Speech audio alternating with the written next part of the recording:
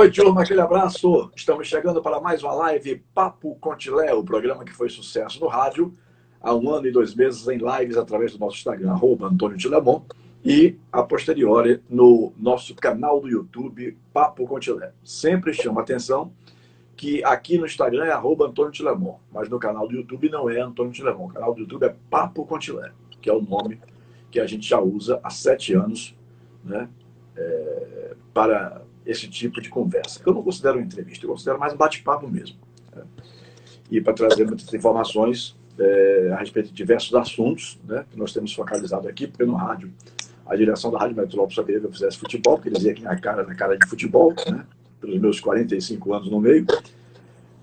Mas aqui, as lives nossas, né, minha e dos nossos seguidores, então aqui a gente escolhe as pautas de acordo com aquilo que a gente sinta que vai realmente repercutir, que vai ter um bom interesse por parte dos nossos seguidores.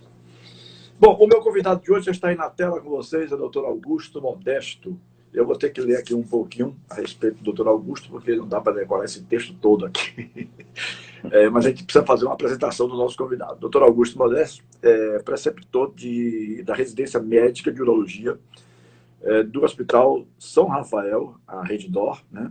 Coordenador do Serviço de Urologia do Hospital Aristides Maltês, coordenador do Grupo de Uro-Oncologia da Bahia, diretor da Clínica Urológica da Bahia, urologista do Centro Estadual de Oncologia, membro fundador do Robótica Bahia, assistência multidisciplinar em cirurgia, professor do curso de medicina da Unime, síndico do prédio de mora, ainda tem isso. Quem foi que botou isso aí? Não marido, pai de 2 filhos, e a gente fica realmente com uma curiosidade que tem aqui no próprio texto, mas eu vou deixar para um pouquinho mais tarde isso. Onde é que esse homem arranja tanto tempo para ficar à disposição e assumir tantas responsabilidades e papéis? Quem é que sabe disso aí? Bom, mas o meu papo com o Dr. Augusto é sobre a Jornada Baiana de Urologia, que é a 9ª Jornada Baiana de Urologia, o 4º Simpósio de Uro-Oncologia da Bahia, que será realizado nos dias 30 e 31 de julho, aqui em Salvador, no evento híbrido, nos dias 30 e 31, né? Bom, eu vou aproveitar, se o amigo me permite, além de falar desse curso, fazer algumas perguntas sobre urologia, que, por exemplo, eu sou um cara muito curioso, sabe, doutor? E aí, quando eu arranjo esses temas aqui que me empolgam, eu sempre quis fazer isso na Rádio Metrópole, mas lá a rádio não deixava. Não, sua cara é futebol, sua cara é futebol. Então. Mas eu sempre quis fazer uma coisa variada, trazer assuntos. Eu não sou mais inteligente do que ninguém, mas não me julgo um burro. Então, eu posso pesquisar e saber conversar com os meus convidados, né? Então, eu estava pesquisando hoje, eu achei muita coisa interessante sobre urologia. Muita coisa interessante, inclusive, porque eu tenho amigos, até familiares, que passam por determinados problemas, né? Que, por exemplo, o câncer de próstata é uma coisa que pode acontecer com qualquer um, né? É uma doença, inclusive, que me parece ser uma as que mais ocorre hoje em dia. Mas, enfim, eu gostaria que o amigo começasse a falar sobre, agradecendo ao nosso querido companheiro Antônio Luiz Diniz, né? Uma figura maravilhosa, meu querido amigo, há uns 30, 35 anos que eu conheço o Dente, jornalista, e também o pessoal da Connect, né? Que foi de uma simpatia muito grande também, promovendo material para que eu pudesse me aprofundar aqui no tema com o Dr. Augusto.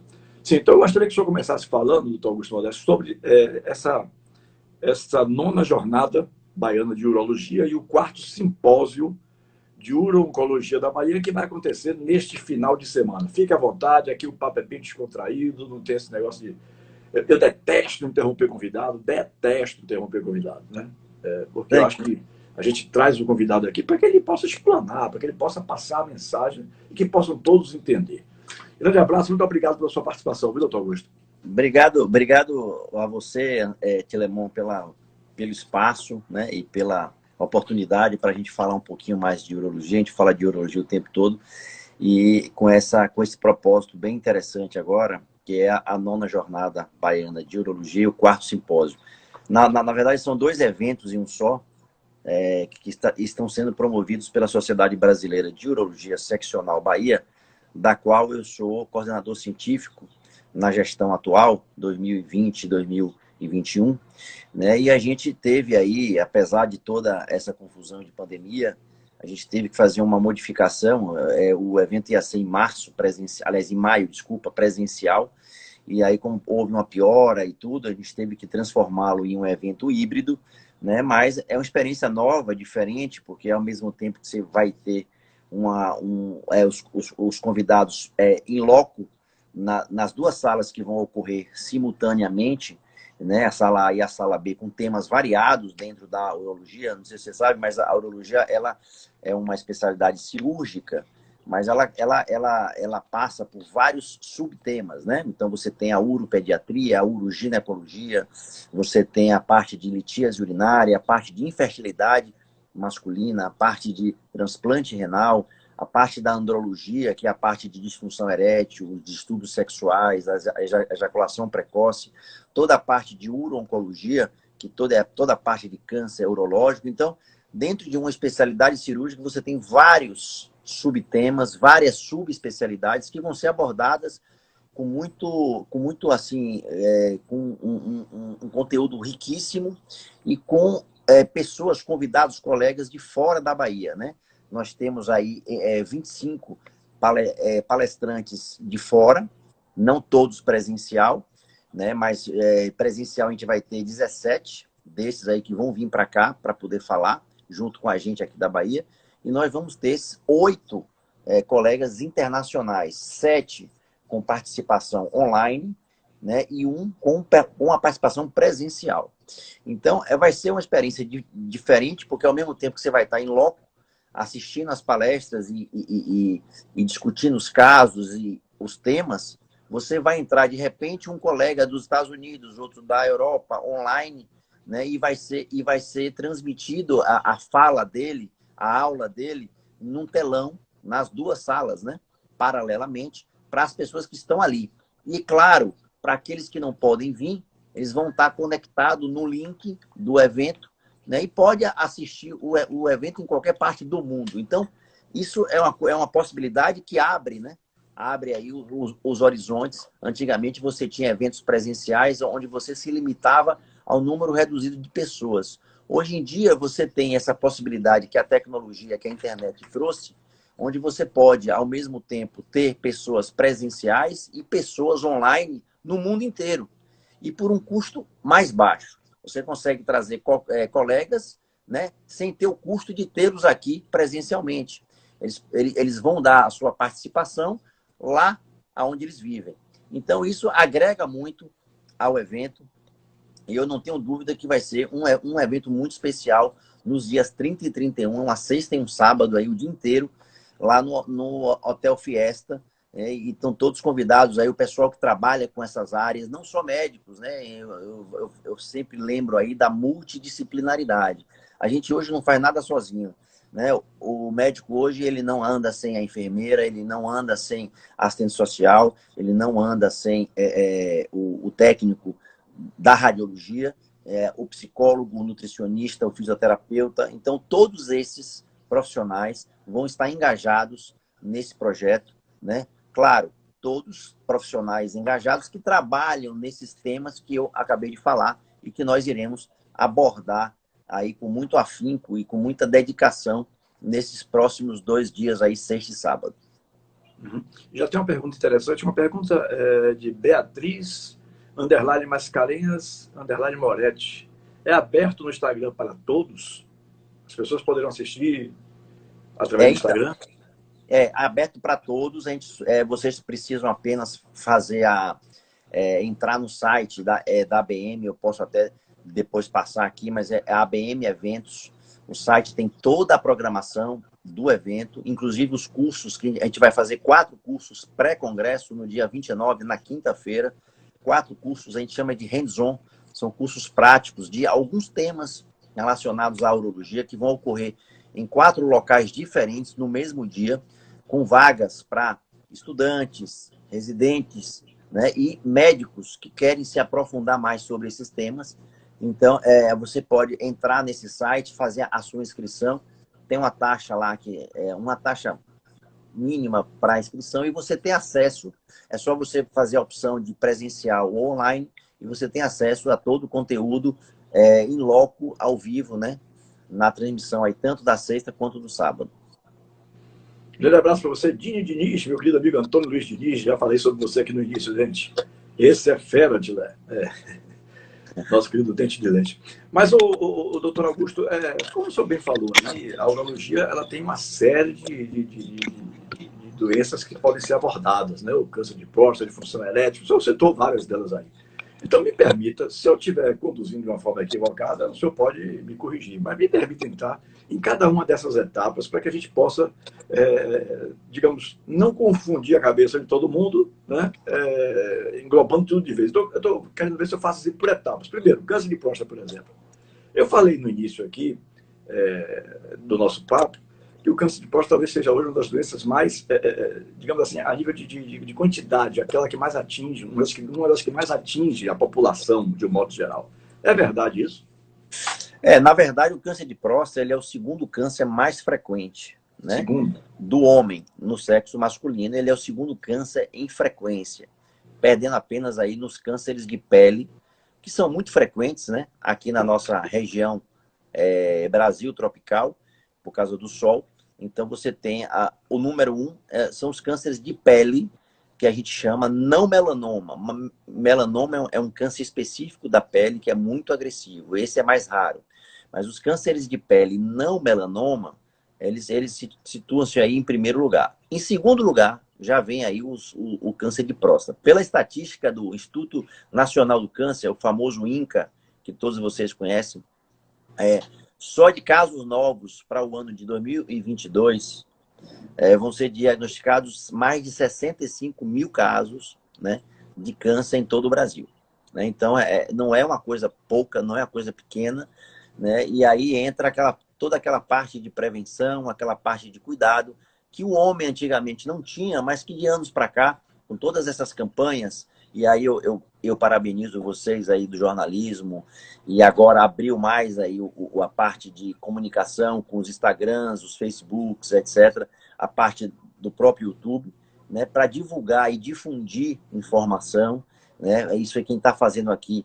Infelizmente, nem todo mundo tem como entrar ou tem como acessar, mas como vai ficar gravado, ele pode assistir posteriormente. Né, e traz todas essas informações que são importantes, porque hoje a gente trabalha com medicina preventiva, né? A gente antigamente era curativa, mas a gente sabe que a medicina curativa é muito cara. É caro para o convênio, é caro para o paciente, é caro para o hospital. Então hoje você tem os protocolos de prevenção. E aí quando eu falo em protocolos de prevenção, para todo tipo de câncer, não estou falando só câncer de próstata, mas aí você tem câncer de câncer de mama, câncer de intestino, câncer de ovário, câncer de endométrio, pulmão, pâncreas, e aí vai. Para todos esses tipos de câncer, você tem os seus protocolos, que é exatamente para você diagnosticar precoce e você ter, assim, uma chance de cura muito alta, quando o diagnóstico ele é precoce. Quando o diagnóstico ele é tardio, você já pega numa fase mais tardia, então, é claro que o índice de cura ele cai. Né? Então, a ideia da medicina moderna é a medicina preventiva. Esse é o nosso foco. Uhum. Quando você fala na palavra câncer, né, o cara já quase morre de saber que você está com câncer tal. Meu Deus do céu. É um sufoco. Esse de pele, por exemplo, doutor, e aí desculpa a ignorância do macaco aqui. Esse de pele, ele tem uma incidência grande de matar a pessoa? De chegar a matar? Não, o câncer de pele não melanoma, né? Aí você tem o vaso celular, que é um dos tipos, né? Ele não mata, ele vai crescendo, vai infiltrando de forma superficial, vai aumentando a lesão na pele e ele tem que ser ressecado. Uma vez ressecada, você cura, né? O grande problema é que você tem que fazer ressecções precoces, porque se você deixa crescer, a depender do local que o câncer cresce, por exemplo, face, se você deixa ele crescer muito, tem locais na face que quando você for fazer a ressecção, você tem que trabalhar com retalhos, né, de partes da face. Então você tem que cortar e rodar um retalho, então a face fica desfigurada. É claro que esteticamente não é o ideal. O ideal é você pegar esses cânceres pequeno, né, para você tratar aquilo ali e você já tira e já cura. Ele não chega a matar. O melanoma, que é raro, esse sim é um câncer agressivo da pele, raro e que com certeza mata. Uhum. E o câncer de próstata, então, o câncer de próstata seria o principal deles, já que o senhor colocou ele como segundo lugar. Se o de pele o de pele não mata com tanta frequência, né? Vamos dizer assim, o de próstata seria o primeiro colocado, a nível de se perder o paciente. Aí eu lhe pergunto, câncer de próstata é uma doença exclusivamente de idosos? Ou tem mais incidência em idosos, o câncer de próstata, doutor Augusto? Só para deixar claro aqui, Tilé, na verdade, o câncer de próstata, apesar de ser o mais frequente, ele não é o que mais mata Tá. no sexo Certo. masculino. Porque 70%, de 70% a 75% dos cânceres de próstata diagnosticados, eles são classificados como câncer de baixo risco. Né? São os cânceres localizados na próstata, né? E que são de baixo risco. Então, a chance de cura é muito alta. Apenas 25% a 30%, vocês classificam aí entre 20 e 25%, é o chamado localmente avançado, e 5% você tem aí os cânceres de alto risco da próstata, são aqueles cânceres mais invasivos e que realmente matam, dão metástases, se disseminam à distância. Então, ele, apesar de ser o segundo mais frequente, ele não é o que mais mata, entendeu? Entendi. Sim, então eu tinha perguntado, como complemento da minha colocação, se o câncer de próstata é uma doença exclusivamente de idosos ou tem uma incidência muito maior em idosos do que em jovens, por exemplo. Não, a incidência do câncer de próstata ela é variável. Claro que você tem, na média, né, você tem aí um aumento da incidência do câncer a partir entre os 45 e 65 anos, né? Esse intervalo de 45 a 65, você tem um pico maior. Mas você pode ter pacientes com 35, 38, raros, né, com câncer de próstata, pacientes abaixo dos 45 e pacientes com mais de 70, 80 anos com câncer de próstata. Mas o pico fica aí entre 45 e 65 anos. Então, ele não é uma doença exclusivamente de idosos. Isso não. É verdade que é uma incidência maior de pessoas de cor negra? Existe uma incidência Isso. maior de câncer de próstata? Por que isso, doutor? E existe uma associação de incidência maior em pacientes da raça negra. Tanto é que a Sociedade Brasileira de Urologia recomenda no seu protocolo você começar a fazer as prevenções em homens de cor negra ou com histórico familiar de câncer de próstata. Quando eu falo histórico familiar, é parentes do primeiro grau, né? Avô, pai, irmão, né? A partir dos 45 anos. Se não tiver esses pré-requisitos, ou seja, não for de cor negra e não tiver história na família, você faz a partir dos 50 anos, né? Então, a raça, sim, influencia na incidência, com certeza. A gente não sabe o porquê disso, né? Assim como todo câncer, você tem uma etiologia, uma origem genética, né? A gente sabe que você tem câncer de mama, intestino, próstata, são cânceres que você tem uma etiologia na genética. O indivíduo, ele nasce com algumas mutações em alguns genes que vão desenvolver o câncer em qualquer parte, em qualquer momento da vida dele, tá? Esse aparecimento, ele pode ser precoce, a depender de... Aí entram várias coisas, né? Ou seja, você já nasce com aquele gene dizendo que você vai ter o câncer. Agora, se esse câncer vai aparecer com 40, 50, 60 ou 80, isso é muito variável, porque vai depender de fatores externos. Então, você tem os fatores ambientais, os fatores alimentares, os fatores profissionais, né? Você tem o estresse, que pode ser um gatilho. Você tem o uso de algumas medicações, que pode ser o gatilho, né? Por exemplo, alguns hormônios, hormônio masculino, quando você usa de forma indiscriminada, com uma quantidade alta, as testosteronas da vida, você pode ter um gatilho para antecipar o aparecimento do câncer naqueles pacientes que já nascem com essas mutações, né? E já estão fadados a ter o câncer em qualquer momento da vida. O uso desses hormônios de forma exógena, né, eles podem antecipar o aparecimento do câncer. Entendeu? Uhum. O senhor comentou aí sobre se tem um pai, um avô, um irmão, que aí a pessoa deve começar a acompanhar. E eu estava lendo, não sei se eu interpretei errado, que, por exemplo, se tiver mais de um pai e um irmão, né, 2 têm o câncer de próstata, que é quase 4 vezes mais sério. A possibilidade é 4 vezes maior para aquele outro indivíduo da família também tenha um câncer de próstata, né, doutor? A relação é o seguinte, quando você tem Hum. algum membro da família, você tem de 4 a 6 vezes mais o risco de ter o câncer. Não significa que esse câncer vai ser mais agressivo, tá? Uhum. Significa a sua chance aumenta de 4 a 6 vezes. É claro que se você tem uma família que o pai tem câncer de próstata, todos os filhos têm, o seu risco é muito maior. Claro, quanto mais pessoas de primeiro grau com diagnóstico do câncer, o seu risco aumenta, entendeu? Uhum. Tem diminuído aquela coisa de o sujeito não vai a um urologista porque não admite que se coloque um dedo no toque retal, porque deixa de ser homem, porque vai tomar aquela dedada. Tem um bocado de coisa aí que realmente a gente fica assim até, de uma certa forma, acho até que é um pouquinho de ignorância, porque o toque retal eu já fiz algumas vezes, é coisa de segundos, né? Então, por que existe esse mito, né, com relação a isso, doutor Augusto? Isso tem sido superado aos poucos? Como é que anda essa situação? Então, Tilé, isso aí é uma questão cultural, né? A Uhum. gente vive numa sociedade muito machista ainda, patriarcal.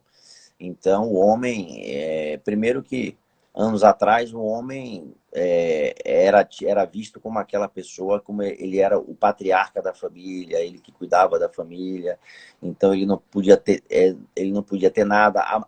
A mulher tinha todas as doenças, mas o homem, ele é intocável, né?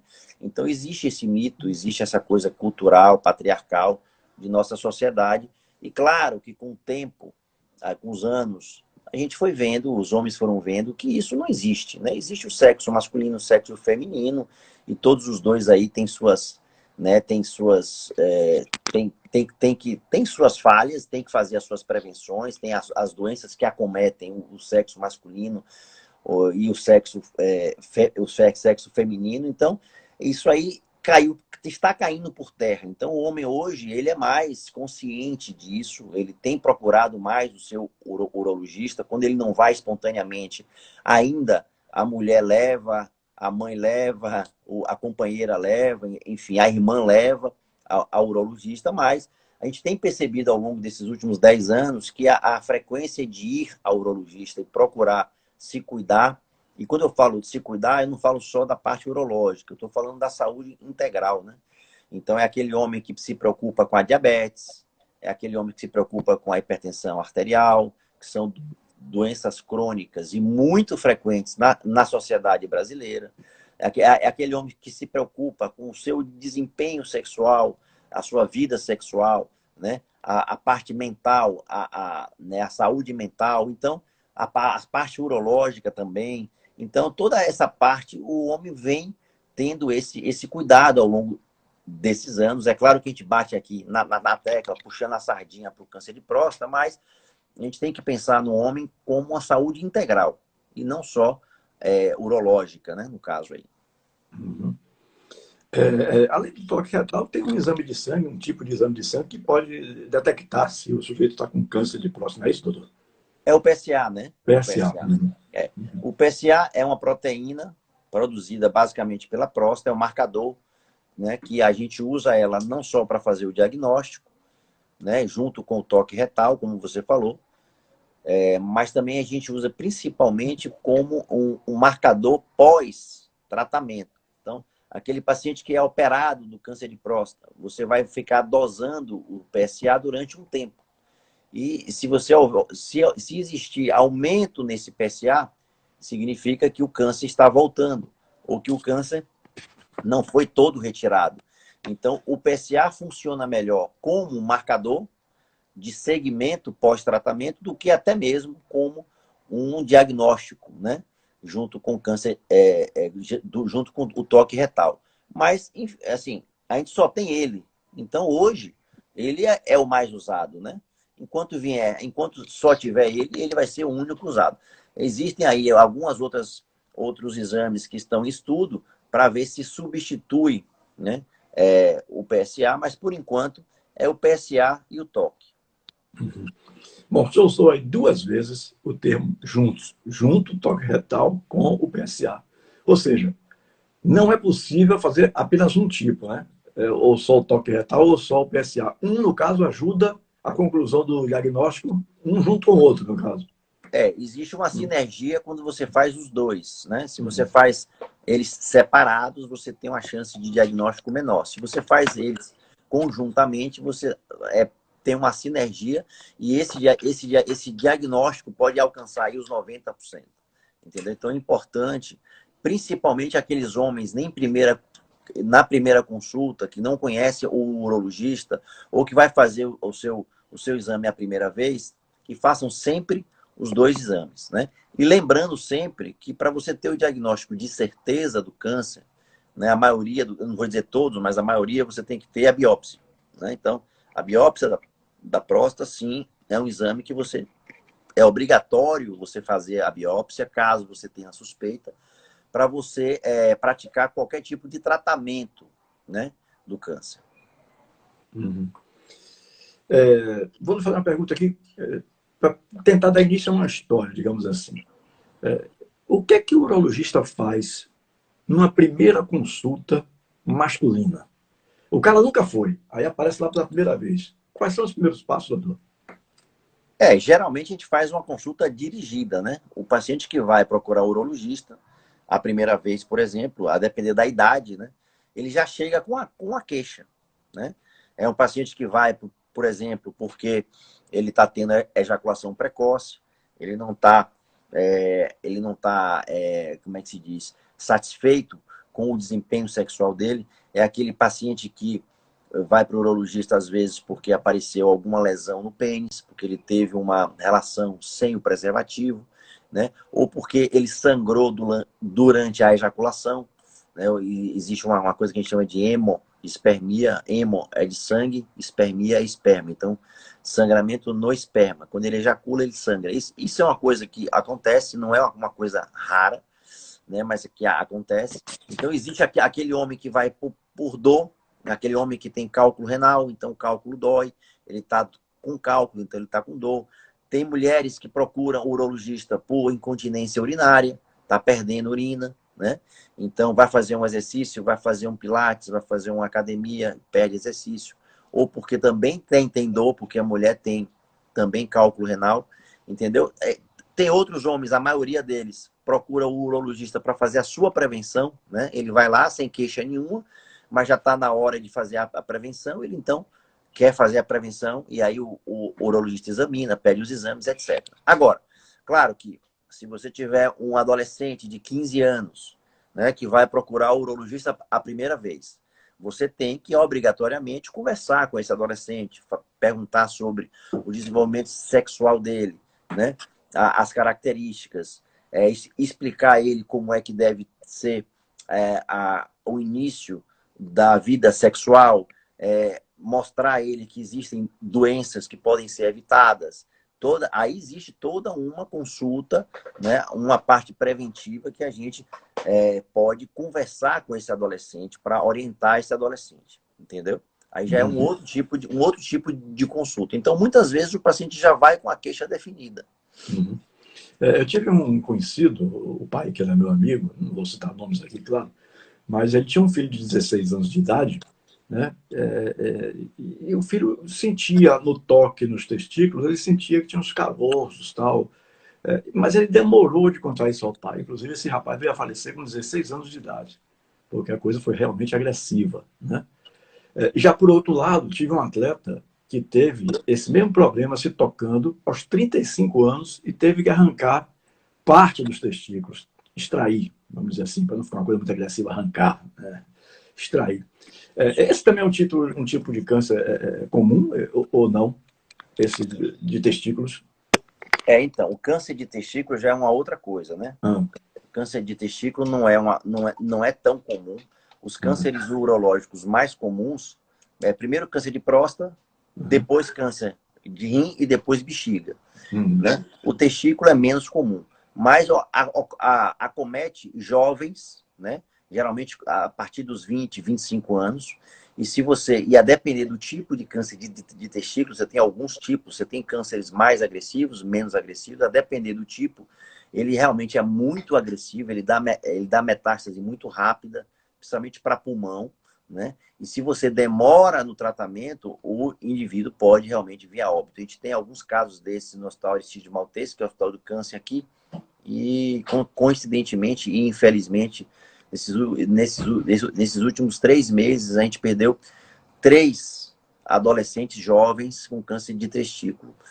A gente chama de lei das séries, né? Você fica 2 anos sem ter e de repente vem 2, 3 e acontece. Pacientes graves, demoraram de fazer diagnóstico por causa da pandemia. Essa pandemia atrasou muito o diagnóstico, fica em casa com o tumor crescendo, o nódulo crescendo, e demora de fazer esse diagnóstico e aí, por consequência, atrasa o tratamento.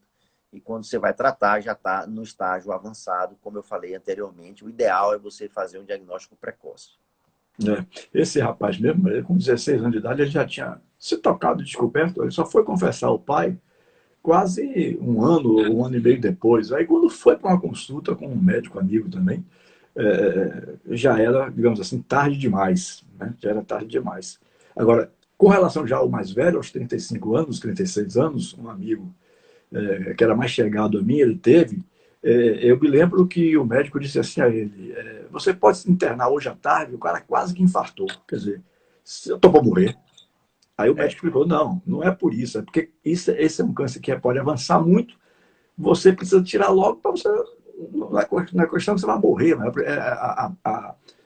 o ganho de tempo aí é importantíssimo, né? Exatamente. Isso é fato, né, doutor? Isso é fato, principalmente em cânceres mais agressivos, por exemplo, câncer de pâncreas, câncer cerebral, pulmão, intestino, fígado, estômago, esôfago, são cânceres mais agressivos. E uma vez feito o diagnóstico, você tem que ser rápido, né?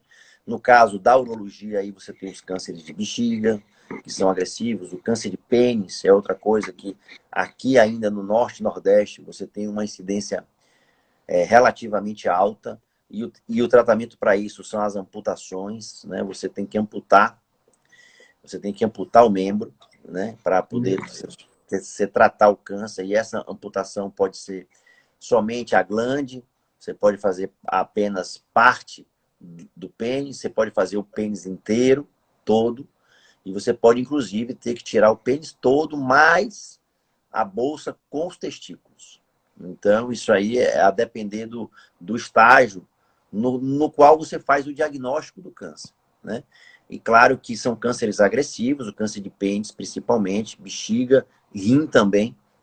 Tem cânceres de rim que você, às vezes, recebe o paciente com um tumor muito grande, de 20, 30 centímetros, tumores bem crescidos. Então, é isso que eu falei. O ideal é você fazer os protocolos, fazer os preventivos, procurar sempre o médico, pelo menos 1 vez por ano, 2 vezes por ano, para fazer aqueles exames mais básicos, porque às vezes você só nesses exames você já detecta muita coisa. Uhum. Existe algum tipo de razão, por exemplo, para o pênis para o câncer de pênis, algum tipo de razão assim, mas que os estudos já indicam assim, é por causa disso, é por causa daquilo, então?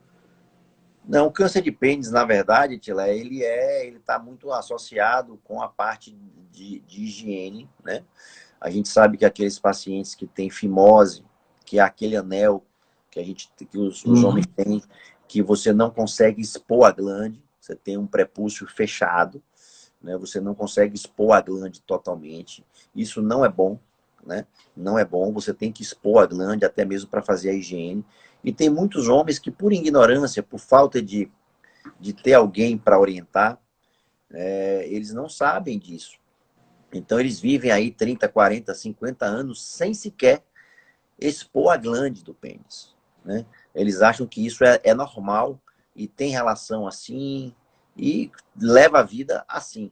Quando você vai examinar, você vê que ali embaixo já tem um câncer.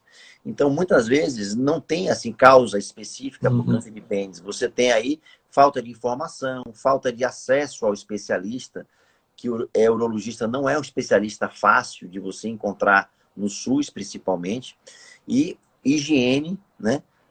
Foi feita uma campanha, inclusive, alguns anos atrás, da Sociedade Brasileira de Urologia Nacional, que era, inclusive, eles usaram o Zico como garoto propaganda, né? E aí tinha lá que para evitar o câncer de pênis bastava água e sabão, né?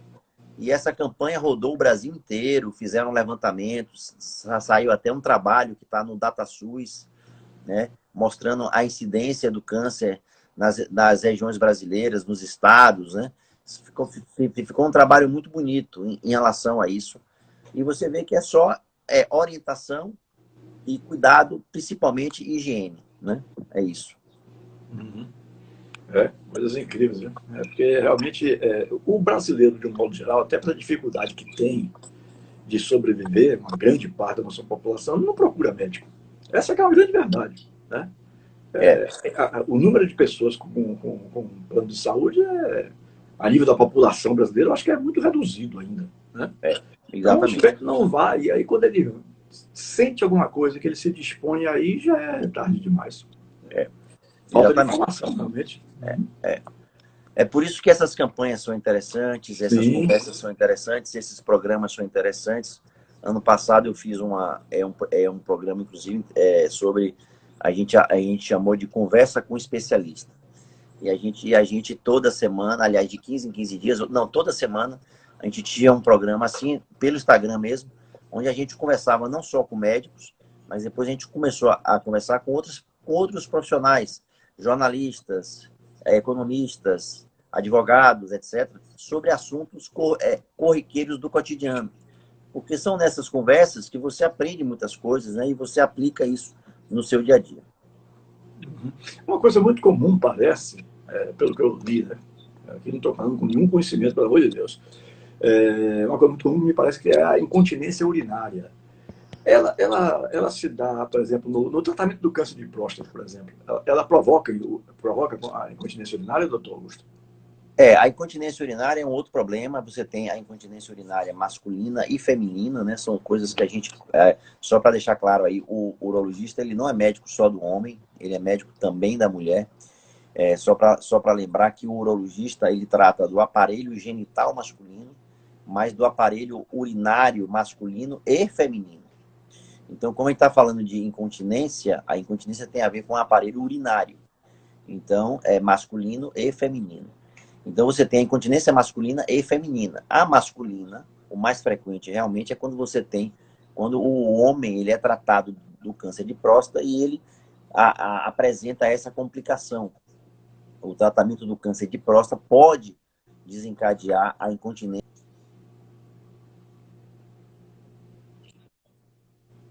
Existem várias formas de você tratar essa incontinência, né? Desde fisioterapia até mesmo algumas cirurgias com algumas próteses que você usa. Existe esfíncter artificial, onde você implanta para o homem ficar seco novamente, né? Esse, inclusive, é um tema que faz parte de um dos cursos pré-congresso que a gente vai ter na quinta-feira.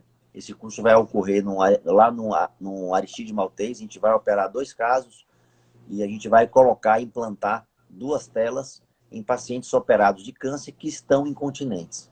Esse curso vai ser também gravado e a gente vai disponibilizar pelo YouTube e vai ter um link no momento do curso e as cirurgias vão ser passadas ao vivo. E essa incontinência urinária, ela pode ajudar na impotência sexual? Ou não tem nada a ver uma coisa com a outra? Não tem nada a ver uma coisa com a outra. A impotência sexual é a complicação do tratamento de câncer mais temida do homem. Principalmente se é um homem jovem, 50, 60 anos, ou até mais, que tenha o seu desempenho sexual normal. Quando ele vai fazer o câncer, quando ele vai tratar o câncer da próstata, né, o maior medo dele é exatamente a impotência. E essa impotência, ela gira em torno aí, nas melhores séries, de entre 30% e 40% dos pacientes tratados, principalmente por cirurgia. Então, isso é um medo grande, não é pequeno, isso é uma estatística grande. Eu estou falando de 30% a 40%. A cada 10, você tem 4, né, homens que vão ficar impotentes. Então, a impotência para um homem, principalmente jovem e ativo sexualmente, é uma coisa complicada para ele poder trabalhar esse problema, né, e viver com isso. A cirurgia robótica é um tipo de cirurgia do câncer de próstata, está ganhando força exatamente para poder jogar essa estatística de 30% a 40% para baixo, diminuir isso aí, né? A gente não tem ainda trabalhos com evidência científica. A evidência científica agora está tão na moda, né? Depois da cloroquina, depois da cloroquina e da ivermectina, que a gente só fala agora em evidência científica, mas voltando aqui ao assunto, a gente não tem evidência científica comparando as cirurgias em relação à impotência sexual. Mas o que a gente observa é que na nossa prática clínica, a gente que já acompanha e faz cirurgia robótica desde 2015, que os pacientes operados com cirurgia robótica, eles têm um desempenho sexual, uma recuperação dessa potência sexual mais precoce e melhor, entendeu? Isso aí é uma experiência nossa.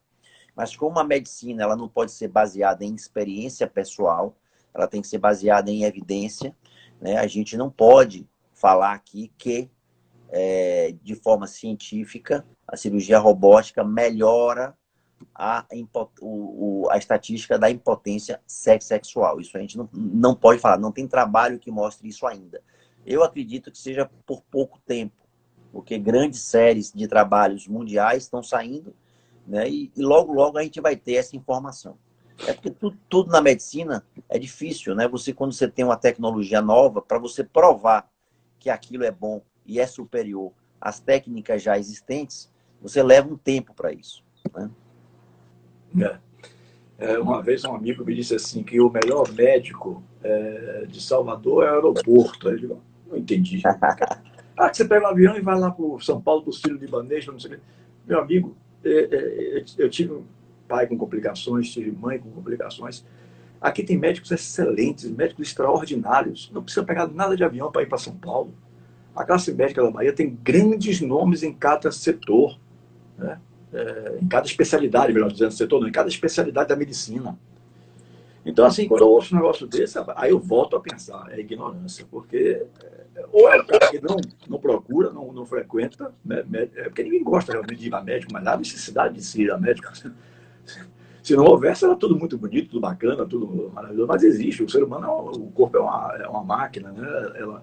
Ela emperra, ela enferruja, ela enfrenta algumas coisas. Estou falando assim uma linguagem bem popular, porque primeiro eu não tenho conhecimento da linguagem técnica, mas fazendo com que o meu pessoal me entenda, né? O corpo humano vai enferrujando. E aí os problemas começam a aparecer, né?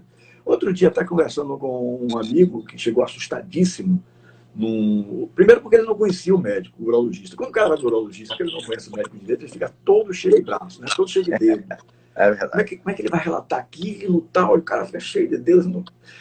E aí depois ele ainda saiu lá feliz, porque apesar de estar enfrentando um problema de impotência sexual, o médico informou a ele que na última das hipóteses ainda existe uma prótese que pode funcionar como pênis. Me fale um pouquinho mais disso aí, doutor, que eu fiquei assim, impressionadíssimo com a prótese para funcionar como pênis. Como é que isso se desenvolve?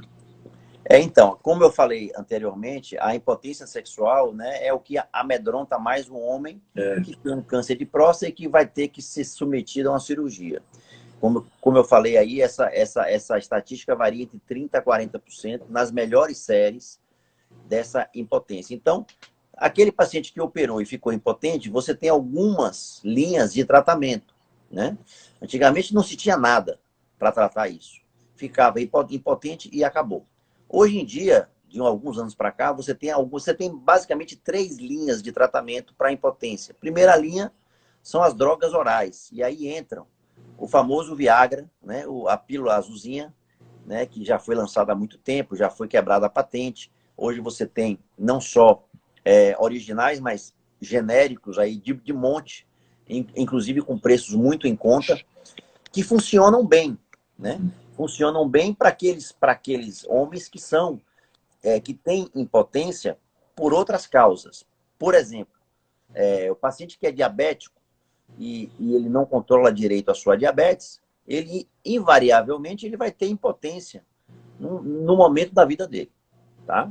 Então é por isso que a gente fala que a diabetes é uma doença crônica, é uma doença frequente e você tem que controlar muito bem a sua diabetes, porque você vai ter problemas, vai ter lesões em órgãos-alvos. Você pode ter lesão ocular, você pode ter lesão vascular das artérias, das veias, né? Você pode ter impotência sexual, você pode ter perda do rim. A maior causa de insuficiência renal é diabetes descompensada, né? Então, para esses casos, né, paciente diabético que não é compensado ou não se trata, paciente que tem pressão alta que não se trata, ele pode ter impotência? Pode.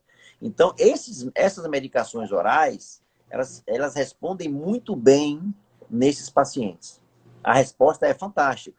Aliás, elas foram desenvolvidas para esse nicho de paciente. Agora, para o paciente operado da próstata, a resposta pode chegar de 11% a 13%. Não é uma resposta muito alta, mas às vezes funciona. Depois você tem uma segunda linha de tratamento, que são as injeções. Não sei se você sabe, mas você tem injeções que você aplica no pênis. Como se fosse insulina, né? Isso.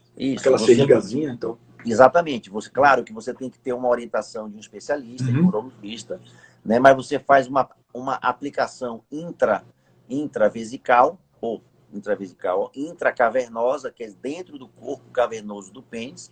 Isso é absorvido em pouco tempo e você desenvolve uma ereção. A gente chama de ereção fármaco-induzida. Ela é induzida por um fármaco, por uma droga. Essa droga na injeção, ela pode ser uma só, podem ser 2 drogas, 3 drogas ou até 4 drogas misturadas. Entendeu? Isso é claro. Aqui na Bahia você não tem um laboratório que faça essa mistura. Em São Paulo, a gente já faz esse teste de ereção e usa isso na nossa clínica há mais de 10 anos. Então, a gente traz essa medicação de São Paulo para poder aplicar nesses homens que querem ou que têm indicação de usar essa medicação.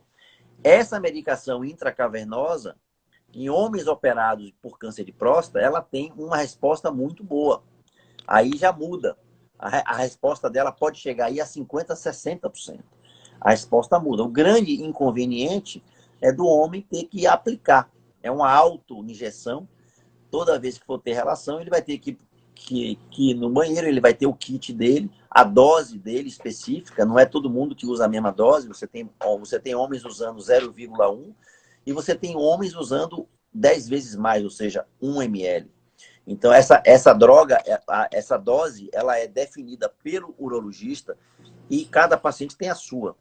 Então, ele vai lá no banheiro, 30 minutos, 40 minutos, ele faz uma autoinjeção no pênis e aquilo ali, rapidamente, tem uma ereção plena e ele consegue ter a relação dele e tranquilo. E, por último, as próteses das quais você falou, são próteses que você usa. Eu considero como a terceira e última linha de tratamento. A gente só bota prótese hoje quando realmente você falhou as 2 primeiras linhas. Isso é uma coisa muito importante, porque uma vez que você indica a prótese e coloca a prótese, você tem que destruir o corpo cavernoso. Então você não volta mais nem para a primeira, nem para a segunda linha. Então é por isso que a prótese está numa terceira linha.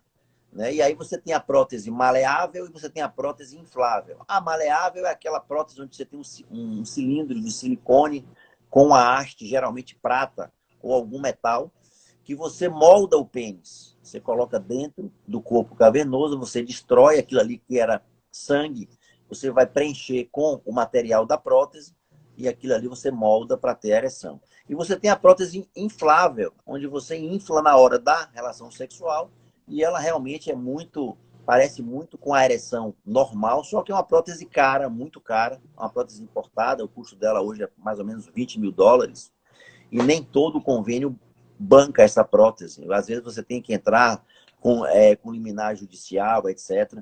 E pelo SUS essa prótese não existe, né?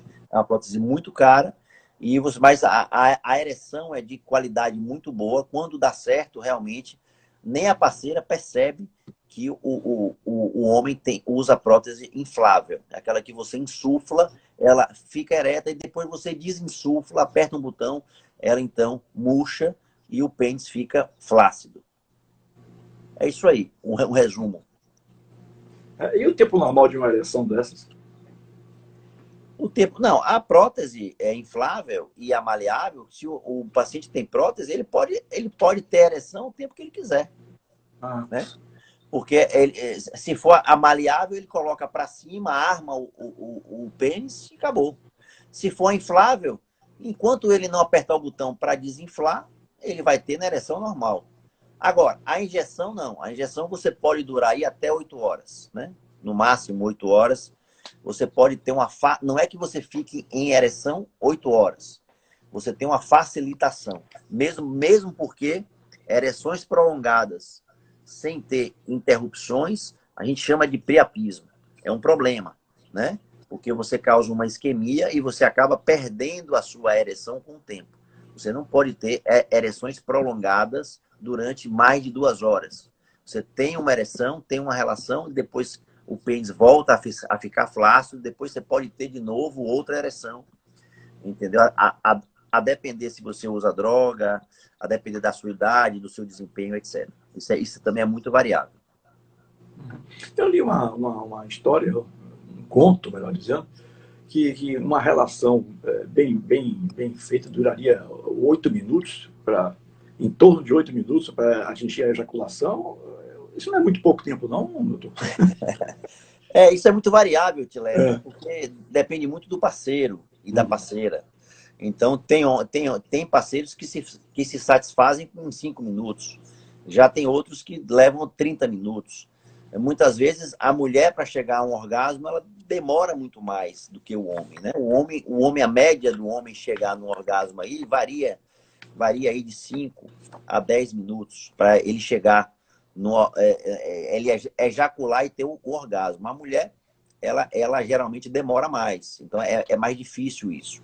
Então, isso é muito variável. A gente tem sempre esses números mágicos aí, de médias e tudo, mas a gente não leva muito isso ao pé da letra, não. Mesmo porque, às vezes, você fala assim, eu tenho ejaculação precoce. Sim, mas a sua ejaculação é precoce em quanto tempo? Tem gente que fala que tem ejaculação precoce em 30 minutos. Isso não existe, né? Então, você tem ejaculação precoce. Às vezes, tem homens que não conseguem nem penetrar na parceira e já ejacula.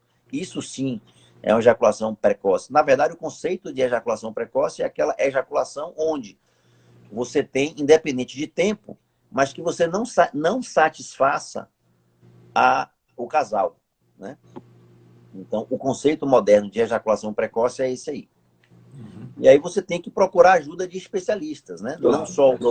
Não só urologistas, mas também psicoterapeutas. Entra aí a psicoterapia muito importante nesse tratamento, porque a gente sabe que a ejaculação precoce tem a ver com a parte psicológica, né? Com a parte de ansiedade, de estresse, de desempenho, de cobrança do homem.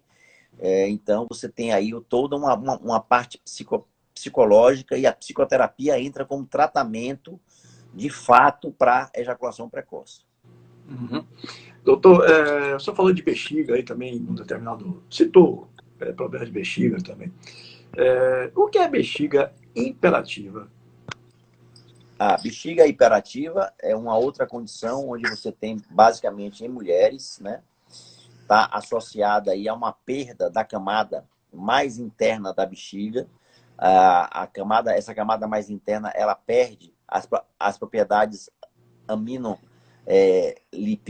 glicosídicas dela. A gente não sabe por que existe essa perda. E perdendo essa camada, toda a urina que chegar naquela bexiga, ela vai contrair involuntariamente. Então, é aquela mulher, às vezes, que está com a bexiga, começa a encher, ela está no carro, ela está chegando em casa e, de repente, tem que sair correndo. E para poder urinar, a gente chama isso de urgência miccional. É aquela vontade de sair correndo, porque senão ela tem a sensação de que ela vai perder a urina. E tem alguns casos que perde de fato, né? Já está num grau mais avançado, ou porque é uma mulher mais velha, ou porque ela não tratou, ela já tem isso há muito tempo, ela nunca tratou, então isso vai progredindo. Então, se você não tratar em tempo hábil, você passa a ter não só uma urgência, mas uma incontinência. Você tem aquela dor, porque dói mesmo. Quando a bexiga contrai e você não pode ou não quer que a urina saia, você faz uma contração reversa. E a bexiga, por outro lado, se contrai novamente de forma mais forte. E aí você tem uma dor, tem um espasmo. É uma dor intensa às vezes. E tem muitas vezes que você não consegue segurar. Né? Você não tem musculatura para isso, ou você não treina. É por isso que a fisioterapia entra forte nessa área para treinar essa musculatura, para as mulheres segurarem isso. A fisioterapia pélvica é importante o trabalho delas, das meninas fisioterapeutas e dos meninos também, que fazem fisioterapia nessa área, porque você aprende a trabalhar essa musculatura e a controlar, fazer uma força reversa para não perder urina. Mas quando você não consegue, você tem a incontinência. Então a gente chama de urge-incontinência. Isso é a bexiga hiperativa, que você tem tratamento fisioterápico, você tem tratamento medicamentoso, você tem tratamento injetável também, e você tem tratamento com o implante de alguns sensores na coluna para fazer toda essa regulação nervosa, né, do estímulo da bexiga, porque isso é tudo pelo centro, é tudo comandado pelo sistema nervoso, né? Então, se você faz esse implante, de repente ele bloqueia aquele estímulo e aquela bexiga que antes contraía involuntariamente não vai contrair mais. Mas é claro que esse implante não é uma coisa simples, não é todo mundo que faz, não é indicado para todo mundo. Você tem que passar por um especialista para poder ver a sua indicação, de fato, e tem que ser um especialista que tenha expertise nessa área, não é todo o urologista que sabe colocar esse implante, né? Aqui na Bahia a gente tem alguns para poder ver a melhor indicação. Mas essa seria uma última linha de tratamento dessa bexiga hiperativa, né? Uhum. É certo se dizer, doutor, que o ideal, o ideal, nem sempre se pode fazer o ideal, mas o ideal seria, deu vontade de urinar, urinar imediatamente? Isso é uma coisa que a gente sempre orienta para as mulheres, principalmente, porque a infecção urinária, que já é um outro tema da nossa área, olha que a gente está aqui transitando aí por vários temas, né? A gente já falou sobre 10 a 15 temas diferentes. Então, aí a gente vai entrar no outro tema, que é a incontinência não, a infecção urinária, né? Que as mulheres são mais frequentes. Por quê? Porque a mulher tem a uretra dentro da vagina, e a uretra da mulher é 1/5 do comprimento da uretra do homem. Então, ela é bem curtinha e isso favorece a infecção. Tem mulheres que só têm infecção depois de ter relação sexual, porque como a uretra ela é dentro da vagina, favorece isso, né? Então, a gente sempre fala para as mulheres terem a gente dá sempre algumas orientações. Primeiro, não deixar a urina acumular. Toda vez que tiver vontade, esvazia. Porque toda urina acumulada, ela é meio de cultura para ter infecção, para crescer bactéria. Toda vez que for ter relação, o importante é ir no banheiro depois da relação sexual, esvaziar a bexiga. Porque se você tem relação e não esvazia, você acabou de ter ali contato com secreções diferentes, muitas vezes a relação é sem camisinha, sem preservativo. Então, a bactéria que existir, ela entra na uretra, que é curta da mulher, vai para a bexiga, faz a fixação, e aí você, no outro dia, ou 48 horas depois, você já tem sintomas de infecção. Se você vai no banheiro depois e esvazia o próprio esguincho e jato urinário, você já joga para fora as bactérias antes delas se fixarem na mucosa da bexiga. Né? Então, essa é uma outra orientação. Uma terceira orientação é tomar muita água durante o dia. 2, 3 litros de água é importante para toda pessoa. O grande problema é que as mulheres elas não tomam água porque elas têm que usar o banheiro muitas vezes. Geralmente o banheiro do trabalho. Elas usam meia calça. Então tem que tirar, tem que sentar no vaso. Então a gente sabe que a logística é diferente da mulher para o homem. Mas é importante naquelas mulheres que têm fatores de risco, aquelas mulheres que têm infecções repetidas, que elas usem, elas bebam água e urinem sempre, né? E o ideal é, a urina tem que ficar da cor branca. Isso é outra coisa. Assim como as fezes, a gente tem que observar a cor da urina. Urina concentrada, amarela, escura, significa que você não está bebendo água, você não está se hidratando. O maior sinal da hidratação é a urina branca, a urina clara, transparente. Isso é o ideal. E aí a gente vai entrar em um outro problema, chamado litíase urinária ou cálculo renal, né? Toda vez que você tem urina concentrada, urina forte, às vezes o cheiro muito, muito forte, e a urina amarelada, você tem uma quantidade de soluto ou partículas maior, porque você não hidratou aquela urina. Então, se você tem partículas maior, uma quantidade maior de partículas, em um determinado tempo as partículas vão se aglomerarem, vão se juntarem e formar os famosos cálculos renais, que dá uma dor insuportável. Quem já teve cálculo renal aqui sabe que a dor é pior do que a dor de infarto, a dor de paria, etc. Às vezes você tem cálculo de 0,3, 0,4, 0,5 centímetros, que dói muito, você parece que está morrendo ali, né? Então, não deixa de ser uma urgência urológica, aquelas crises de cólica renal. Mas isso por quê? Porque deixa a urina concentrada, não bebe água, etc. Né? Outra coisa para a infecção urinária é você fazer uma limpeza, principalmente as mulheres, de frente para trás, nunca de trás para frente, porque você de frente para trás, você faz uma limpeza levando bactérias de um lugar menos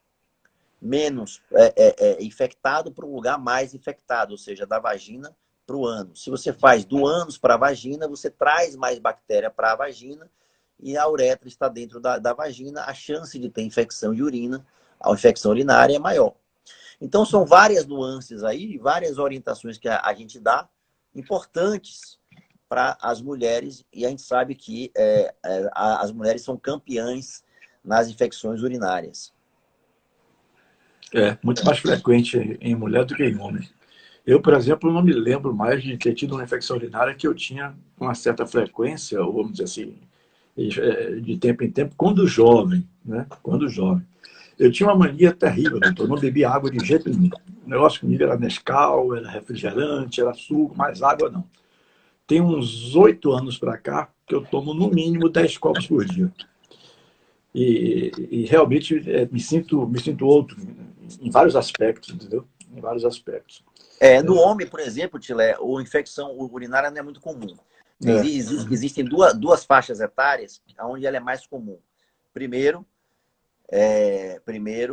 na criança que tem fimose, por exemplo, você tem uma chance de infecção maior. Então, essa faixa etária aí até os 5 anos, 6 anos.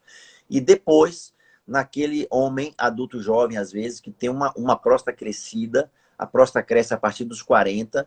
Então, a gente sabe que a próstata crescida favorece a retenção de urina e a infecção urinária. Então, nessa faixa etária aí após 50, 60 anos, você pode voltar a ter as infecções urinárias.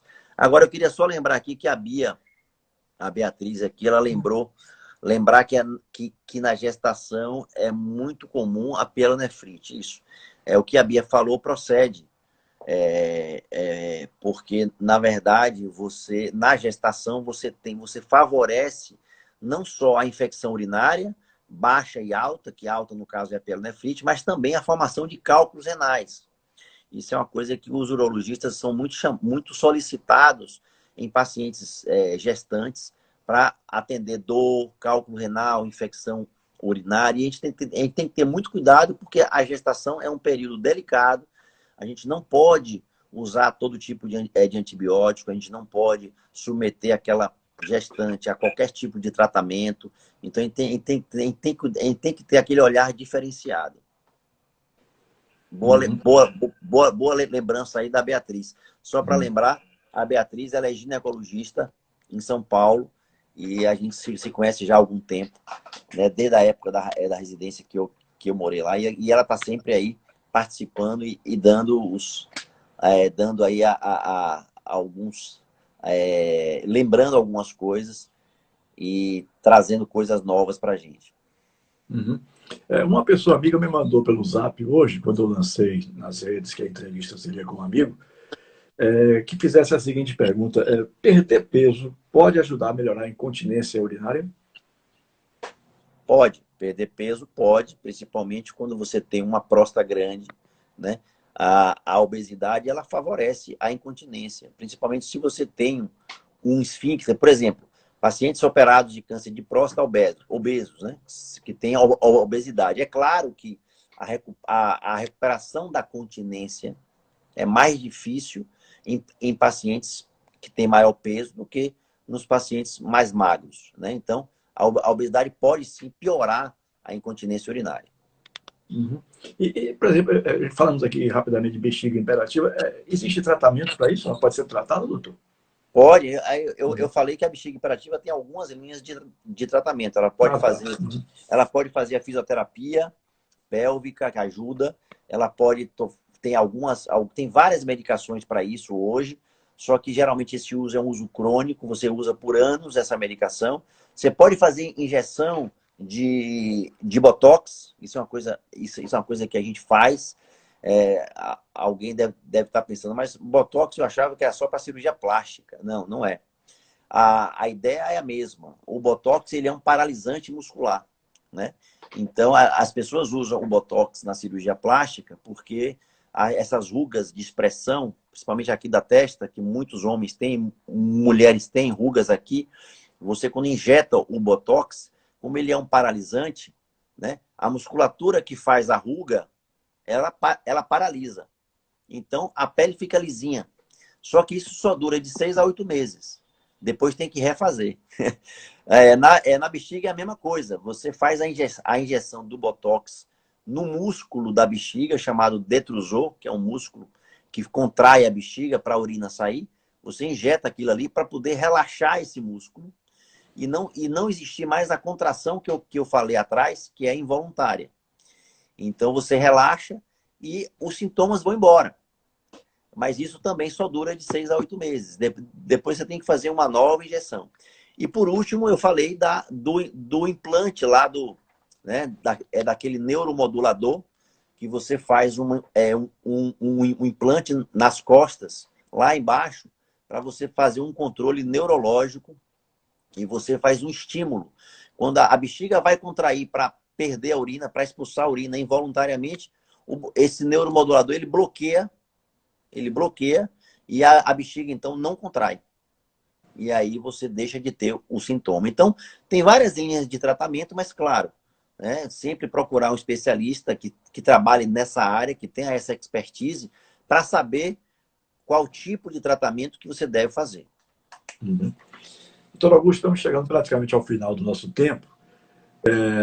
E eu, por exemplo, não gosto de ficar prorrogando muito lives, porque, primeiro, eu já aumento o abuso de ter o convidado à minha disposição. Segundo, eu acho que ninguém tolera muito ficar mais de que uma hora assistindo a uma live, né?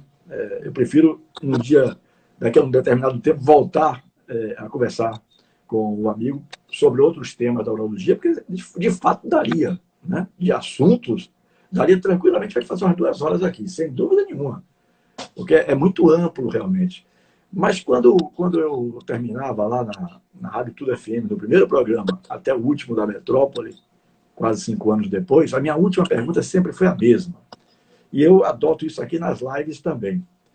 Eu deixei de lhe perguntar sobre alguma coisa que o senhor gostaria de ter falado e eu não lhe perguntei? Hoje, Sim. rapaz, se a gente for falar de tudo, a gente vai ter que fazer umas 10 lives. Isso. Então, fale sobre o simpósio, dê mais informações do simpósio. Antes disso, eu queria mandar um grande abraço aí para o Diniz também, grande amigo, paciente nosso também. E tem uma pergunta aqui da Fernanda. A Fernanda é minha prima, está aqui com a gente. Ela também é médica, neonatologista, né? E ela está perguntando falando do Botox, e ela pergunta se o Botox e os medicamentos podem ser usados na incontinência urinária do paciente idoso. Na verdade, Nanda, o Botox a gente não usa para incontinência, a gente usa para bexiga hiperativa, né? É claro que na incontinência, a depender do tipo de incontinência, você tem que classificar a incontinência. É uma incontinência de esforço ou é uma incontinência por bexiga hiperativa? Se for por bexiga hiperativa, aí sim procede o uso do Botox. Claro, primeiro as medicações, fisioterapia, etc. depois o Botox e, por último, o neuromodulador. Mas se a incontinência não for por bexiga hiperativa, for ou por problemas pós-operatório de um câncer de próstata ou por outros problemas, uma incontinência de esforço, não vai resolver com o Botox, entendeu? Então a gente não usa. Então tem que saber que tipo de incontinência é.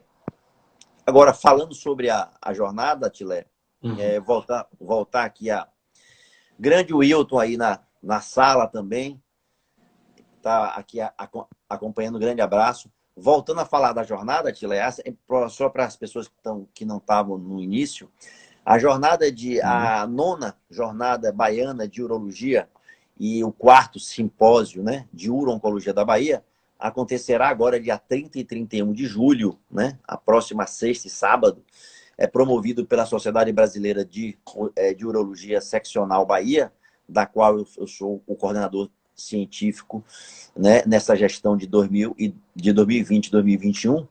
E ela vai contar, né, vai ser um evento híbrido, onde você tem uma parte presencial, você vai ter palestrantes e convidados presenciais, respeitando todos os critérios aí, né, da pandemia, e você vai ter uma parte online, ao vivo, onde você tem a participação de 8 colegas internacionais de fora, Europa, Estados Unidos, e você vai ter mais de 25 colegas de fora da Bahia aí contribuindo com os temas. A gente vai discutir todos esses temas que a gente abordou hoje aqui, dentro das principais grandes urologia, vão ser abordados em mesas, discussões de caso aí nessa jornada. Então, se quiserem mais informações, é só acessar o meu Instagram, tem todas as informações no meu Instagram, ou então acessar o site da ABM, Associação Baiana de Medicina, ABM ou ABM Eventos, que é quem está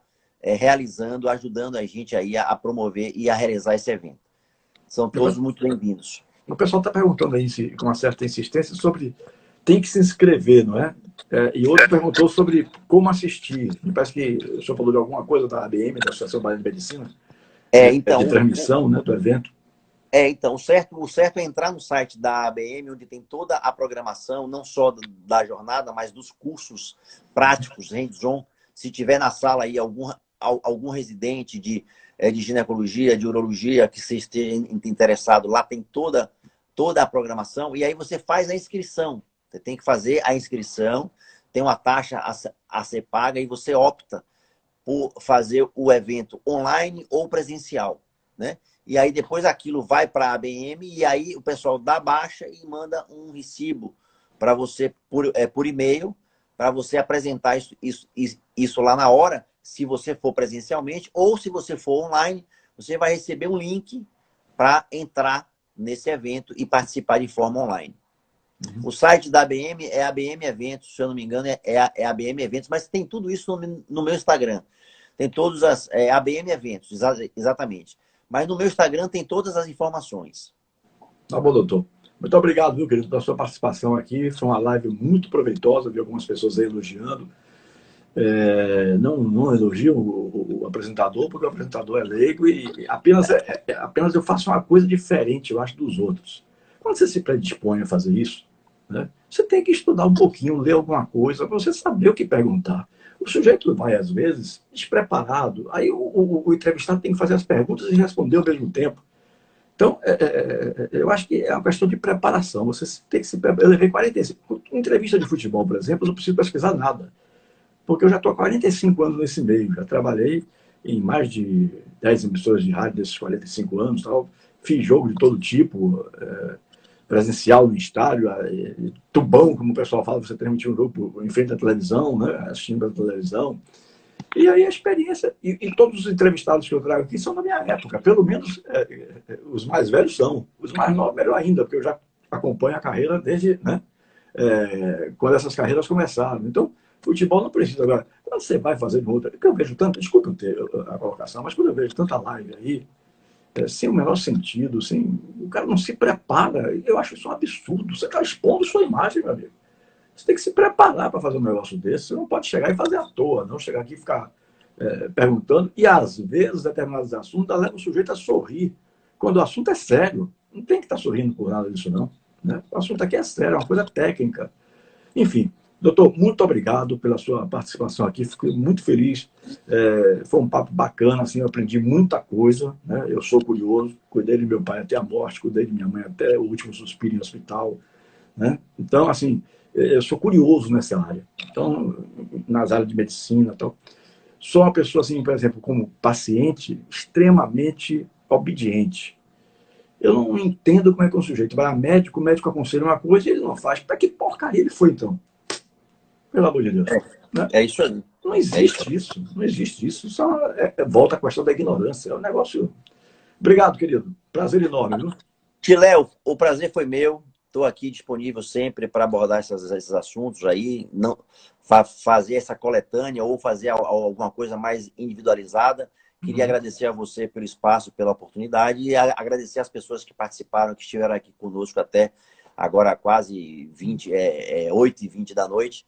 Estamos aí à disposição. Grande abraço e boa noite a todos. Obrigado, doutor. Doutor Augusto Modesto foi o nosso convidado de hoje, falando sobre urologia, sobre o simpósio e a jornada baiana de urologia que vai acontecer aqui em Salvador neste final de semana. Grande abraço a todos, boa noite, Bahia, boa noite, Brasil. Fui!